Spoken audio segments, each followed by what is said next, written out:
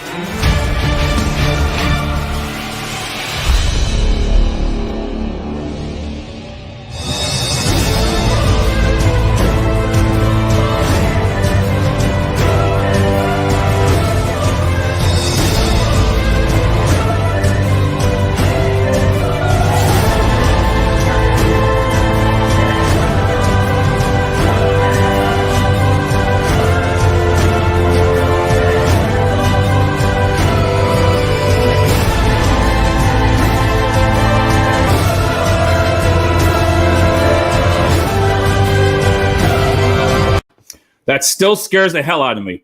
Me too. It's like I don't I don't feel like it's gonna end, and then it does.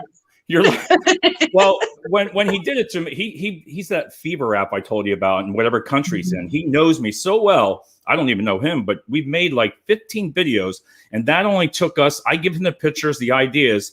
He knows, right? We know each other so well now. Within about an hour, he can create that. I love it. Because he knows me and he knows what I want and everything like that. So, yeah, my sister does mine, so I get that. I know. Good afternoon, everyone. I got a great show today, and it's great to have Catherine McCord back, and she's located in Port St. Lucie, and it's nice and warm there, I'm sure. It is beautiful outside. I'm looking out of my window at a banana tree. All right, it's 48 degrees here, so that's okay. I'm just gonna rub it in. Right? And she is the president and recruiting specialist of Titan Management. And you know what, Catherine? We're going to just go right into it. I know this is a dear subject of yours, and the idiocy of resumes. Take it out and introduce yourself. God, they need to be fired. Just fire resumes across the board. But hi, everybody. I'm Catherine. Like you said, I run Titan Management. We're a consulting firm, and I spend a good deal of my time advocating for change in the hiring world and in the hiring realm, all the way to the point that I'm creating a whole new type of applicant tracking system that fires resumes. And we're going to talk about why today. Because that's it. It is. And I'm going to just come out with a couple subjects. A couple things that I actually do research of some things, even though you know what a resume is, but with bias and everything, you don't realize how much. And when you look at I look at things like you want to change your fields of lack of experience. There's 5 of them. Your college degree isn't relevant for the job you're applying for. You assume that, I'm going to get back to that, but you frequently change jobs. You assume your resume is too long, but you don't want to cut it, and you're overqualified for the jobs. Right. So what do you see the need, and what you really have a passion for, what you would like to see? Okay. In terms of changing the resume or changing. Just? Yep. Okay. Honestly, I want to get rid of the whole format and move to candidate profiles that are about who they are.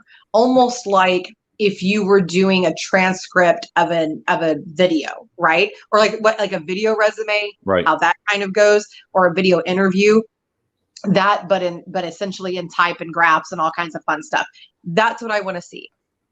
And it's what I like you said exactly right there, because every day when I get calls, people say, you know, they're probably overlooked or rejected before they're even seen. Oh yeah. Somebody just looks at 37% of people only 30%. I can't talk today. 37. Only 37% of resumes make it through the ATS successfully. And that is per Resumable, which is a really weird word, but I did say that one right. Resumable.com. 37% make it through successfully. To make it through, because and when I get them, I got to be honest with you. Sometimes I've learned about being biased now. I've learned, from learning from people. And you really, if you take a look back, because when I look here and people say to me, well, they don't want to put how many jobs on there because they'll think of their age. Yep. Okay. They'll think of their education, where they went to high school. They're saying now, don't put your high school on there because they can tell how old you are, or if you were in a good area or a bad, you know what I mean? Yeah. And that's the kind of things that drive me friggin' nuts. It's nuts. It's nuts. And now, to me, I don't want a high school on there because I don't care. Everyone went to high school. Like, I just don't care, you know? But you're right. There's so much bias created by resumes, whether it's age, gender, you know, social class. A lot of people don't think of that one, but that comes out a lot when you see where somebody went to school. And because there's this perception that, oh, if you went to Harvard, you had a lot of money. Well, not necessarily. They have scholarships too, and they have debt too, you know, but it's true. They create a lot of problems. And one of the other things that really makes me bonkers is, and you and I both know this from doing this, right? You get pet peeves as a recruiter. Like, oh, I hate this font, or I hate this structure, or I don't want a picture in the resume, or whatever. And that also can cause a problem. That's another problem with the resumes, is that people see those one things and that just happens to irritate them personally, and then you're screwed. When you said that brought it up. I had recently started seeing some resumes with their picture up in the corner. I don't know if it's just the new generation there, but there again, I don't know if I like that or not. You can take all this discussion away, but I don't feel for on your resume. It's not good. And for several reasons, it mostly just creates a ton of bias, and sometimes also the pictures that people choose are just not the most professional and flattering. And people think just because they're in a suit that it's a professional picture. No. I go through it every day. I got one of a guy that had one hand up like this and like the other hand on his hip, and I'm like, you just look sassy. Like, I don't. Sorry. And that's kind of funny, but that's funny. I can't even imagine that with a thumbs up. Also, some of these other positive, you know, but some of the other things that I was just looking into a lot, I didn't even realize, you know, they're saying don't put your email on there because MSN, like I have an MSN account. I think I have an AOL somewhere. Oh, that's worse. Don't do that. I know, but it shouldn't be that way. That's what irritates the hell out of me, because it's shouldn't. True. I look at it as, I would say, educated or experience. That's the way I look at it now. I look at, wow, MSN. Okay, I'm MSN. I'm 54. Well, okay, if they might be 55, 56. But my point is, if somebody's looking at that, they'll utilize that against you in a way. Yeah. They do. No, that is not in a way. That happens all the time. The other one that's a big problem is that people do not stop and think about this, what their email verbiage is prior to the .com, MSN, AOL. And I don't even mean the real graphic ones. Like, I got Sexy Chick 69 the other day, and that was just funny. I mean, not even that. I mean, I've seen people that put their religion in there and that put all kinds of things, and that's fine, you know, I mean, in general for your personal one, but it can create prejudice in the workplace, and it can create problems. Or in the application process. What do you recommend? I got a lot of questions for you, but what do you recommend? I know it's a passion, so I'm going to get this stuff in here with you. What would you like to see? I know we're going to talk about at the end about your ATS, what you've designed, but what would you like to see versus a regular resume? If it was, how would you like to get that to an employer and have them take a different prospect or a different look at it? What I want to do is I want to get every company having a very simple candidate profile that can be created, and the person can kind of, you know, have their verbiage on a Word doc or something, kind of copy paste to kind of make it quicker and easier, but like a 10 field that helps them match themselves to the job. Right? Like, hey, here's the skills we need. How do you match up to this? This is kind of, you know, what we're like in terms of, you know, our cultural flow and all of that. Right there, you just said it. Cultural. I like that. Yeah. That's what I was going to come up next. That's what it is. And people, I do want to clarify, because a lot of people say cultural match is a way to create bias. It can be, but that's not what I mean. When I say your culture, I am talking about the things that are important to the business. So their ethics, their integrity, their goals, those kinds of things. That's what I'm referring to. So I want to clarify that too. The only one I had else you didn't say was your character, because that makes so much sense. Because when we talk about the video resume screening with Duck now, I really like that. I've been trying to promote it, and the freaking Lehigh Valley here, they won't get it out of their freaking minds. The companies, no, they do, because the company's freaking pisses me off, because I get there so close. I have a couple people, I really want to get them a job, but yet I call and say, can I send you a resume? No, we can't do that because we're going to get sued or it's not legal. Get the hell out of here. You have to see these people, because this one, Lauren, she wants a job. She's done everything right. She's gone to high school. She graduated college. She worked at a tavern. Then she went ahead and worked in sales now. And she's with, I don't know, that one store with whatever it is for girls. And she's top sales. She's top sales. And she wants to get in a pharmaceutical. So, but if you watch this about her, listen, this girl holds me accountable every freaking day. If I say a call, she sells herself, but nobody's going to give her a chance if they don't see it. 100%. I'm all for having a personal connection with them. Now, and I have different views on video. I love video, but it doesn't work well for everybody. Hi, Bill. It doesn't work well for everybody. And it can also create bias right off the bat, right? So I'm all for that stage if somebody wants to have that as part of the process. But for the initial, kind of like the equivalent of a resume, I'm actually a bigger fan of a written kind of version of that. Like, hey, this is who I am, and I'm going to tell you about me in my way. And that way you can really get a feel for who they are and how they want to present themselves. Because when you're expecting everybody to fit into this one little box of how you think a document ought to look, and if you think a document can properly represent a person, you shouldn't be in hiring. Please move on to another field. And you said it right, because I'm trying to help Bill's daughter. She did a video resume screen. I'll tell you what, she is not. I've even said to 2 companies, free. These were even staffing companies that were direct hires for her position. And they say no. And I'm like, free? You gotta be kidding me. But I don't know if they assume or if something goes on, and I don't know. There's one other thing I'd like to talk to you about on there, a couple things actually, but it came up this week is, should you put on your resume that you're fired, resign, long gap? No. And actually for multiple reasons. I think that those questions should always be answered in person. Right. Because then you can give a full explanation. Because, for instance, one of the couple of times I was fired in my life, not gonna lie, I've been fired. It was because I worked for a certain organization that was supposed to be about animal welfare. And they put down a dog that was perfectly healthy that they knew damn well I wanted to adopt. And I threw a kind of a fit about it, not gonna lie. And I got let go. And you have to kind of explain that. You can't just kind of put that out there. And even layoffs, it's like, well, why weren't you valuable enough to the company to keep, is the attitude I've heard some people have. And well, sometimes you need to understand, they closed a whole division because they merged, and that company that they merged with already had this division.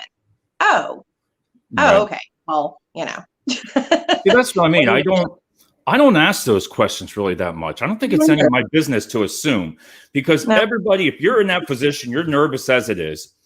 And they're going to say to you, oh, okay, like myself, I had like 9 years with the prior company. I won't say its name, but I resigned, because some places say you're better to resign than manage out or get rid of, What I've always felt like now is that's all I would say. I resigned because we didn't, as a professional, we had different visions.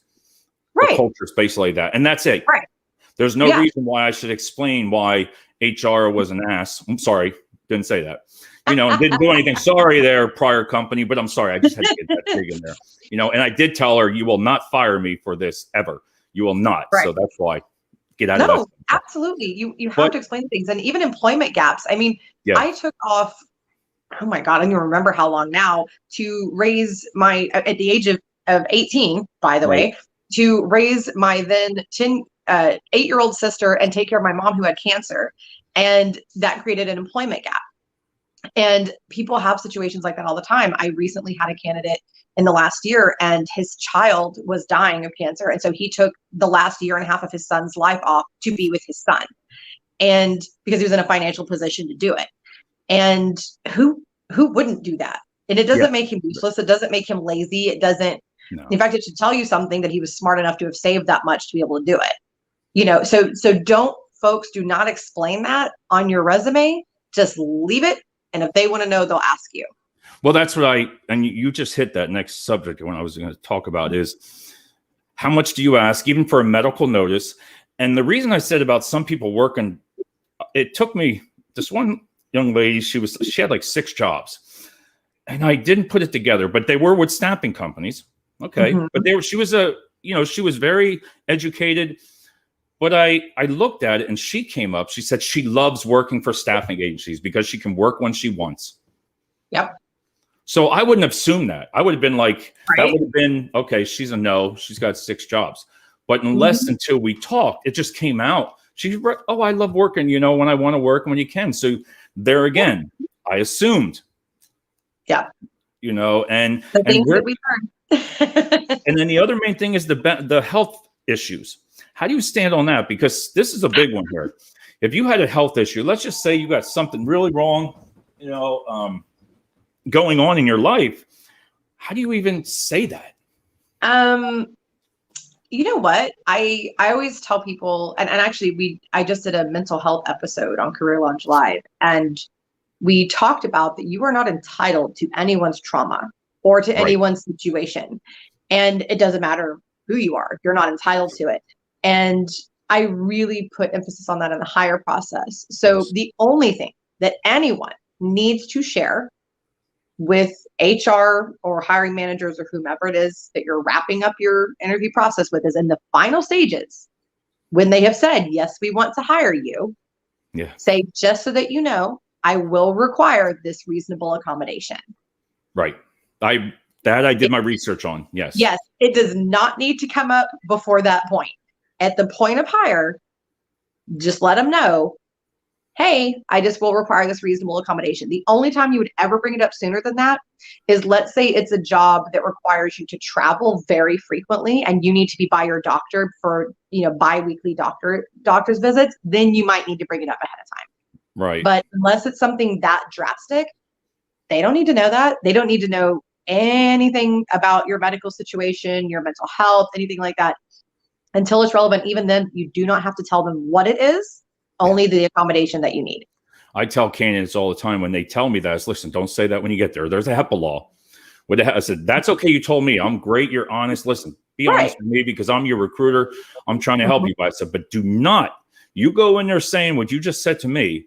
Yep. You're not going to get the job. No, because people hear in their head, you have a medical problem, therefore that's going to be all that's on your mind and you're going to abandon me. Well, they don't realize that folks like me, and I have more health problems than most 80-year-olds, is that no, really, I was once called by Aflac when I was signing up for a life insurance policy because they said there's no way we have your age right. Because no problem. So anyway, so I have videos, don't say it. And what people don't realize is, but I'll be in that doctor's office or that hospital room or whatever, still working, still doing my emails, still doing interviews, still doing everything I need to be doing. Nothing will stop in my work life. And if something happens where, I have to do a test or something like that, it's covered. It's taken care of. Nothing ever gets dropped. And so just because somebody has something like that doesn't mean they're not a good employee. Do you coach your candidates? Do you coach them? I do. I always do. Unless I feel like they've just got it nailed, then I don't really bother. Then you don't have to. But I talk to people. I tell them, hey, just, I would tweak this wording here.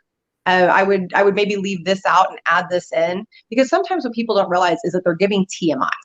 Like, okay, it's good to tell me, but you don't need to go on. And the number one thing that candidates do that shoots themselves in the foot is that they forget to be quiet. The what? They forget to be quiet. They just drone on and on. And just like, wait, keep the conversation rolling. It's all right. Keep it rolling. And that makes total sense, because that took me to where I work now. It's like when I go to a sale, Dave, shut up. Let them, and then it really does work, because a lot of people said I didn't listen, and it took a couple minutes. All the recruiters would always yell at me, but I did. I talked too much, and then it registered. Oh, maybe you're right. You giving me all your problems or everything about you, and I wasn't listening. Right, 100%, and that's how you learn about your candidates too. So same thing on the other side. HR recruiters, be quiet. Listen to what they're telling you. And the number one question that you should ask somebody right off the bat, in my opinion, is tell me what you're looking for in your next position. And just be quiet and listen, because they will tell you all kinds of stuff because of that question. I have learned more about candidates from that one little question than anything else that I ask. That's good. That's a good question, because with Tesla, when we recruit over there, I always felt it was kind of weird when we first got the candidate. I would go like this. I was learned, here's a resume. I toss it off. Now I'd sit there and to the person, I said, I'm just going to talk. We're going to talk for 30 minutes. I'm going to get to know you. You're going to get to know me. By the time we're done, we'll know everything about each other. And at first I thought that was a little weird, but let me tell you, I love it. Yeah. Because everything comes out. You could see they're relaxed right off the bat. Wow. You're not looking at my resume, because it says here, whether you believe it or not, it's like within the first 15 seconds, somebody can decide whether they like the person in their interviewers. That's very true. It's very true. I actually do agree with that. And the same thing with resumes. I can scan a resume and in 10 seconds tell you whether or not I want to talk to that person or not. And a lot of that is, do I see confidence come out? There's always some little thing. There's just a lot of little things I've learned to pick up on over the years. It really is amazing, though, how many people do that stupid thing of going line by line in a resume to ask their interview questions. I'm like, that's why they gave you the resume to begin with. That's another reason that resumes are dumb, is that people just then use them as a crutch. Well, instead, sit there and say, okay, I know the meat and potatoes. Now tell me who you are. Tell me about that. And because resumes can't tell you who a person is. Right. So just, focus on that aspect. And that's really what matters anyway, because a lot of the rest of that stuff can be learned. The other bad thing about resumes too, that this is a pet peeve, and this just came to mind, is this fixation, and a lot of it's caused by resumes, is this fixation of years of experience. Folks, that is a completely 100% irrelevant aspect of a candidate. What you should be asking is, what level of expert are you? What skills do you have? Who are you and what can you do? Because let me tell you something. You can do something, and you're going to know this from personal experience, David. I know. You can be doing something for 20 years and think out loud at it. You can do something for 2 years and be a rock star at it. Well, that's where I get some of the candidates asking all the time. Like, one of my questions to you would be, what do you tell somebody? Listen, we all know what's going on in the world. We all know it. But being overqualified, I've seen some resumes are like 4 pages. So listen, I'm not an expert in the other types of fields and like IT, and I don't pretend to be, because I look at them like, what the heck does this mean? I think it takes a while to figure out. Yeah, because I'm like 1, 2, 3, 4. What do you tell people in that type of industry to back it off a little bit? Because it's a book. I didn't even read it. IT people are fascinating. There's a couple of reasons. Number one, a lot of them have figured out that if they don't have certain terminologies in their resume, that they won't be picked up. And actually, that is true. So a lot of ATSs will not flag you as a good candidate if you don't have certain keywords, certain words, job, and recruiters won't find you in the database, so on and so forth. So that's part of it. The other part is that a lot of IT professionals, their brains work very differently, and they focus on data and facts. And so their way of communicating, look, I know how to do so many things, is instead of, going detailed into descriptions and kind of doing the emotional side of it, which would be appealing for like a marketing person or salesperson, they're going to tell you all the technologies and what they built. That's another one that you can get. They will tell you what they built, how they built it, that type of thing. And so a lot of IT resumes go whoosh right over. A lot of people. Well, I'd like to know, I feel like when I look at some resumes, and I learned is, I want to ask a question about you. When I see it short, and so I'd be like, all right, she, he or she fits a couple different things, but it's not all there. So Right. that's where I tell people, try to make it interesting about yourself to grab that person to Yes. say, you know what, let's talk to the candidate, because Yes. again, you can't assume when I talk to you about being only half qualified and if they're overqualified, I stop right now, because everything that's going on, you don't have to explain why. What is overqualified though? Ask me anything. Hey, Tracy, how you doing? I got to get her husband on the show. We're doing a great show. He goes hunting everywhere, all around. He's got some I great. love it. Oh, it's going to love you. But what do you tell? I mean, what do you recommend? I'm sorry, I forgot. Yeah, I know. She always does that to me. She comes in there and she jumps in, and I'm like, she's done that to me a couple times. If they're overqualified, listen, the way everything is going on right now, right? I don't believe. I'm sorry, you cannot assume why they're applying for this position, because you don't know whether they're laid off. What even is overqualified? What is that? I don't even know what that means. What that means is, I'm afraid that you're going to take my job. Yes, that's what that means.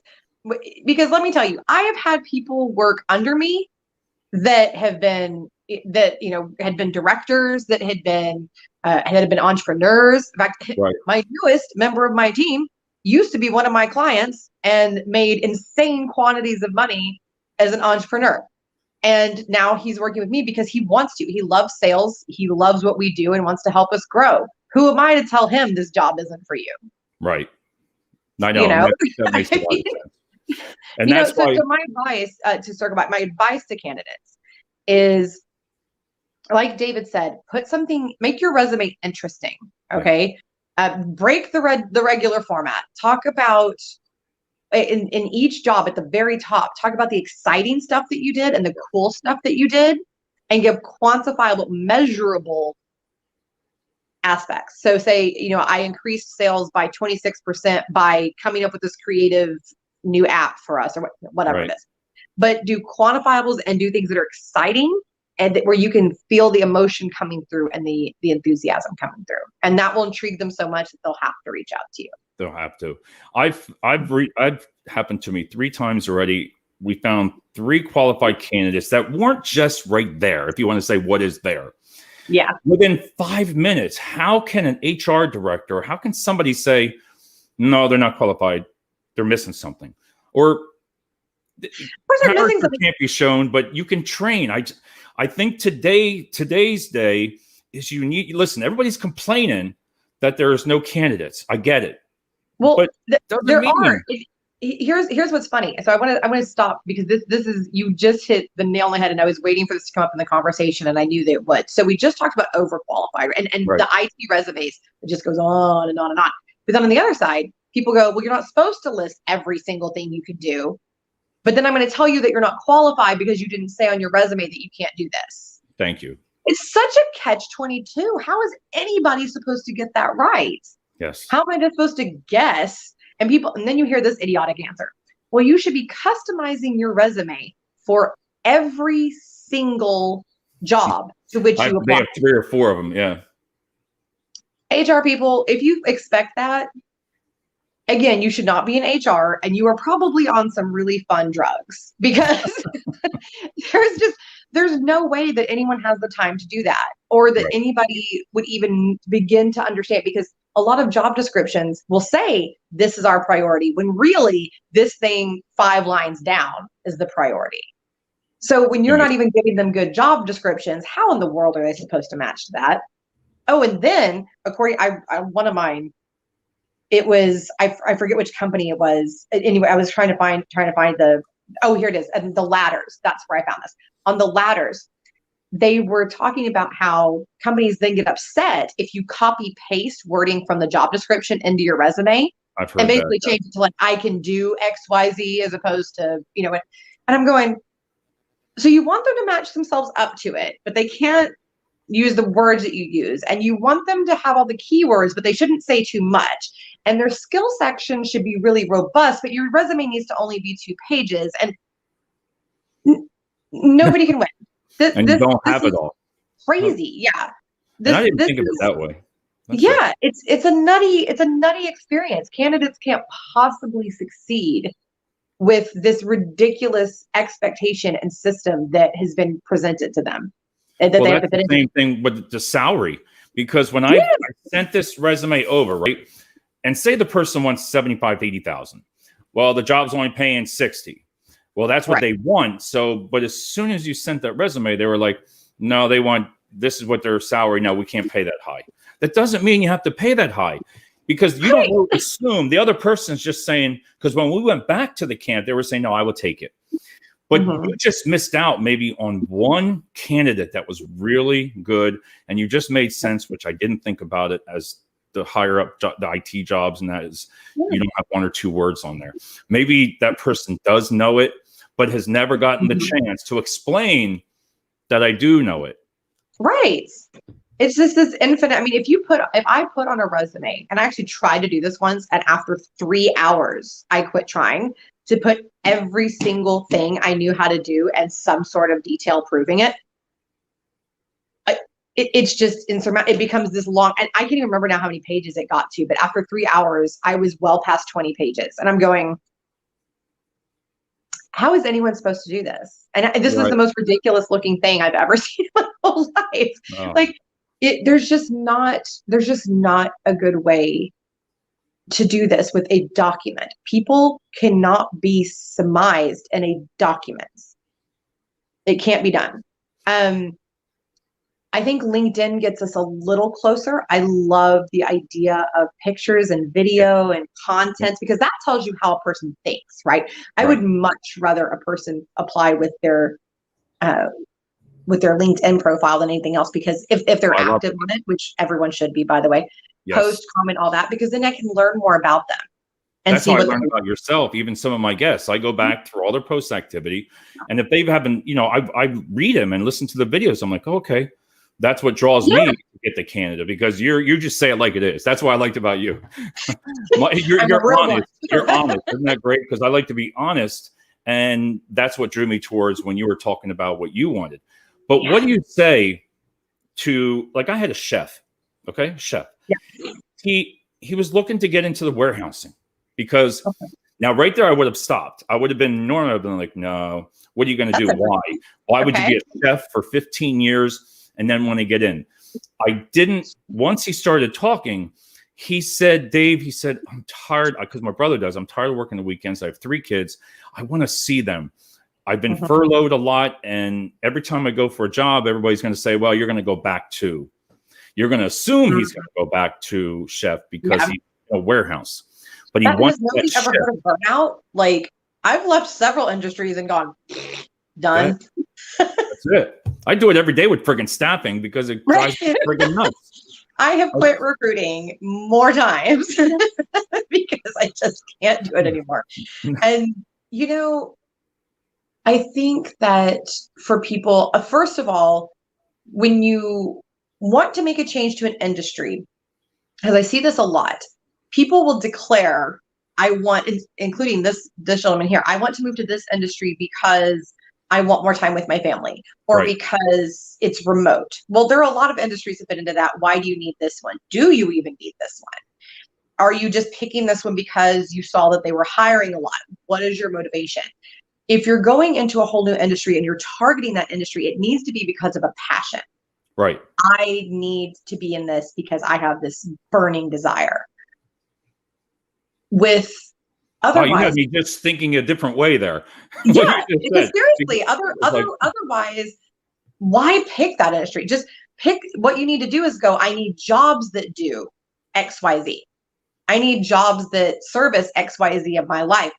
Outside of that, don't really care. Right. And then pursue companies that will align and that will understand what you're going through. And you can always find people that want to train, people, jobs that want new people, that want fresh blood. I get that from clients all the time. Yeah. I need these skills, and I don't want anybody from my industry. Yep. I want all new. So another great option is to go through a recruiter. Now be careful who you go through. There are some shady people out there. Yeah, you get that. You do. Yeah, but reach out. And also, if you want to make a big career transition like that, somebody like David, somebody like an Andy Cook or an Anna Morgan, who specialize in helping people Yes. do pivots like that. Find you a specialist, and a lot of them are not very expensive, and they will help you pivot successfully, because it is a you have to sell the candidate. I try to sell. Don't assume. I always just stop. Listen to me. Just listen to me. Look at the skill set of this person. Look, if they're in customer service, people say customer service reps. Well, they're in working at a retail, or they're, working at hospitality. Well, let me tell you, they're great freaking customer service reps because they put up with everybody yelling and screaming and hollering. So why not take that person and they have 2 to 3 years steady employment, but yet, well, their work at retail. So what? But I try to sell it to the clients that way, but sometimes then I don't blame them. I don't care. Suffer, then don't find anybody. Don't train somebody. Just get out. I don't want you. Yeah. Some people, I mean, some companies are stubborn. What can you do? But you will find that if you have an advocate that can help explain you, and that's another reason not to use resumes, because, well, now you're just looking at the last companies and their titles. Well, let me tell you something. I have worked in the past with Bank of America, and who's a big reputable company, and somebody will see one of their people and go, oh, they were a VP of sales or VP of product marketing. Oh my gosh, this is such a high level person from Bank of America. I should totally bring them onto my company as a VP. Let me explain something to you. Bank of America will call anyone a VP. Right. When you walk in there, you start as an AVP, an assistant vice president, and then you get promoted to VP, which does not mean you're actually the vice president of anything. It's just a title. Titles don't mean squat. Right. Look at what somebody can do. And that's why I just want to get rid of that aspect of it and just show this is what I can do, because that's all that matters. All right. So if you had to, we're going to wrap it up. So if you had to say, recommend what you, oh God, blah, blah, blah. You can tell it's live. You of us can talk today. It's okay. I know you're live, but if you could give anybody some advice on what to do on a resume for now, and then explain to people what you're doing with your vision, and you're starting the ATS. And I want to hit that, what you're doing. And then we'll follow, if you can do that, and we'll follow it up. First of all, the devil resume, if you've got to have one, okay? So first of all, make sure your email is appropriate, and also make sure that it is either a Google or a Yahoo. For some reason, people, and especially Google, just try to really and truly just stick to Google. That's what people are looking for. That's kind of the in domain to have. Then don't do a long paragraph summary. Right. One line of objective. That's it. I recommend having your skills at the top and highlighting your hard skills that you're the best at, and having your soft skills in the second half of that section. So soft skills are things like leadership, right, customer service, things like that. Have those be second. At the top of each job description, brag on yourself. Yeah. These are my accomplishments. This is what I did, and make them quantifiable, meaning using actual numbers. And if you don't think that you have any, you're wrong. And please message me and I will help you find your quantifiables. Yeah, I don't even know what that means. I'm like, quantifiable? What is that? The quantifiables is like, okay, so I increased sales by 76%. Okay. I improved billing by 34%. Quantifiables. So then you can back it up. Yeah, and then make sure exactly, your backup. That's exactly what it is. So brag on yourself and have the backup to do it. And don't use a weird font, okay? Use Calibri, not Calibri like Calibri, right, or Arial or Times New Roman, and do not use itty bitty teeny tiny print. It should be 11 font, 11 point or larger. All the way through. And before we wrap this up, I wanted to tell you, when you said about short things about yourself, summaries, the reason it was, I had an intern, Taylor, and she came up with it, and I'm going to give her credit. But staffing done differently. That's my staffing. All I have to do is put that on, staffing done differently. When you think about that, it means he must be doing something different than everybody else. But I gave her the credit. So I use it. Staffing done. I really like that. It's a summary. I like it. I do. Yeah, I do like that. And I'm excited now. I want you to talk about the new ATS and your my ATS. All right, so we've been talking about monster ATSs earlier in the show, right? And how they filter everybody out and how they create all this bias because all they do is focus on resumes and dates and things like that. Well, I, on the way to the airport at 4:30 in the morning several months ago, decided that I could do it better. even though I've never been in technology in my life. And I partnered with a wonderful developer who has even done projects for the CDC and things like that. And we have developed together a wonderful ATS that does fire the resume, helps you create an effective candidate profile that truly shows off who you are, helps you match yourself to the job. And it actually blocks your name, your phone number, your email, all of that until you say, yes, I give them permission to know who I am. So it puts a little bit more control back in the candidate hands. And that will be ready for the general public at the end of March. And we're having a limited preview at the end of this month. So then I'll be talking to you then, because I know I want to see it. So we'll bring you on again and discuss that on the whole show, because I know that's your passion. And like I said, I want to thank you, because I always enjoyed from our last talk. It's nice to get people to come back and build a relationship, because I've learned a lot from you. You know, just you're crazy on your post, which I love it, you know, because it's not being negative, but it's telling the truth. Yeah, just call out the nonsense. Call out the nonsense. And just so you know, folks, I do my research. I will always cite my facts and where they come from. I will never just blurt out something. You'll always know where it comes from. And also, I want the same. I want feedback, guys. If you disagree with me, come talk to me about it. Let's do it. I'm all about it. I've picked up some clients. You know, picked up some clients now reaching out, and when the person says, they say because you're different, I'm like, oh no. What does that mean? I'm different. I'm like, oh boy. I just had some people connect with me over my mental health episode and potential client. Right. And one of the things they said, we just like that you're being so blunt about this and you're just talking about it and just putting it out there. I'm like, yeah, because it's not that big of a deal and people need to destigmatize and stop freaking out all the time. It is. So, all right, everybody. But, you know, reach out to Catherine McCord. She's all the way. I love it in Florida. St. Lucie. What's that? St. Lucie. Port St. Lucie. And it's like 80 degrees probably, right? It's like 82. Yeah. All right. Well, her email, everything is on here. And thank you so much, everybody. And we will see you soon again, Catherine. So much. Thank you so much. Thank you. I had a blast. We're going to take you out on this.